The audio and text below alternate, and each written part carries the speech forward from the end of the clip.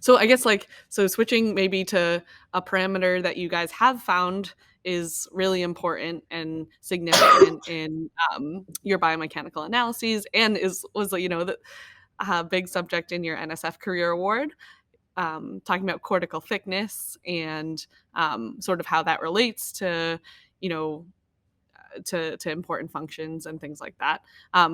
Yeah, can you just tell us what's known about, well, what is it? What's Yeah, known yeah. about it, and why do we care about it?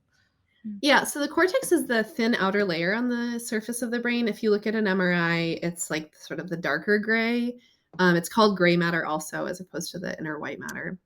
Mm. Um, and I often make the analogy that it's sort of the computational power, the processing part of the brain. And so the Huh. interior part, the white matter, is like full of cables that connect the different sort of CPUs in our brain. So cortical thickness, the cortex is important in general.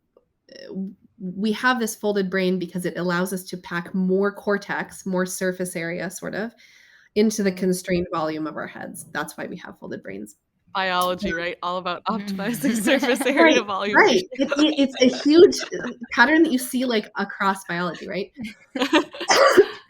Um, so yeah, so cortical thickness, we're looking at the thickness of this layer. So it has this hugely expanded Mm. surface area throughout the brain. Um, Cortical thickness, I think, is just very interesting. Like there have been these like allometric studies looking at species across huge ranges of body size. I want to say it was 6 orders of magnitude in body size that we found. That I mean, in a paper, Oh. we didn't find this. Mhm. Um, and so, like surface area and volume change also by like 6 orders of magnitude, and cortical thickness changes by like one. And so there's clearly some kind of control going on there. Like this is an optimal thickness that we've Mm. sort of settled on.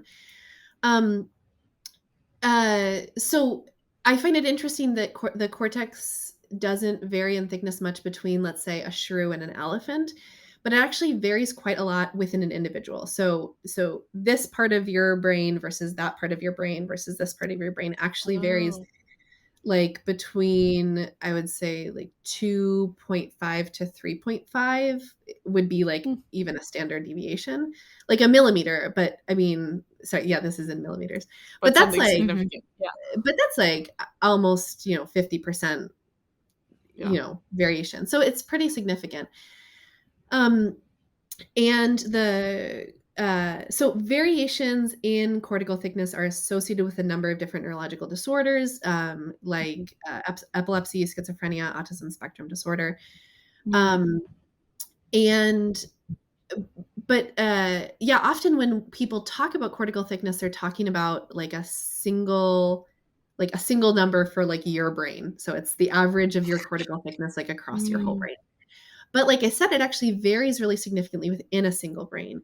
And it actually varies in a Mm. systemic way. So in Mhm. these folds, the valleys tend to be much thinner than the peaks. Hmm. So they're called sulci or the valleys, and the peaks are called gyri. And so gyri are consistently thicker than Hmm. sulci. And so we showed in a paper towards the end of my PhD that this thickness difference is at least partially caused by the folding forces, like the just the act of folding the Mhm. cortex sort of makes the sulci Mm. thinner and the gyri thicker. And so Hmm. in my career award, we're trying to understand better the role of forces in these thickness differences, and Mm. specifically look at the role of mechanics in these changes in thickness across different species and throughout this really important period of human development, like during gestation and the Mm. first couple of years of life. Mm. That's so interesting. And I'm curious, when in your career award too, I think you mentioned that you want to study modified cortical thickness, so removing this effective folding on analyzing and comparing Hmm. cortical thickness. We're wondering um, how you came up with this method, and what sort of Mhm. insights do you hope to gain from taking this approach? Yeah, so the idea behind modified cortical thickness is that if we have, so sort of, we know that there are two things that are contributing to the cortical thickness. there's the mechanics of folding, but then there's also like everything biological, right? Cells doing their thing, genes doing their thing, cells doing their little ECM thing, right? Like there's a Yeah. lot going on there biologically, which we believe is probably more important functionally to how the brain works. Mm. Like are, for instance, neurons making a lot of a large dendritic arbor, so a lot of connections to other cells that would affect the function, um, and would also like affect presumably like the size of the cortex in that area. So we have these sort of two factors, and if sort of biologically or clinically we'd be interested in one of them, our goal is to sort of calculate the effect of the mechanics and remove that so we can see only the result of sort of the biological stuff. So we're still working out the details. That's aim one of the proposal. But yeah, that's the idea, is if we can sort of remove that effect of folding.